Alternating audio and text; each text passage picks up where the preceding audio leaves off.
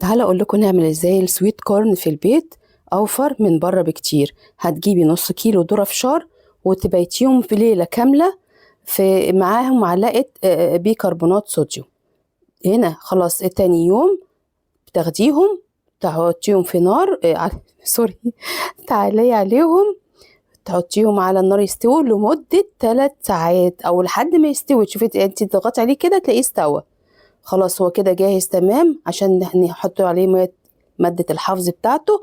معلقة ملح، 3 معالق سكر، ومعلقة خل، وضيفيهم على في البرطمان المعقم الزجاجي بتاعك.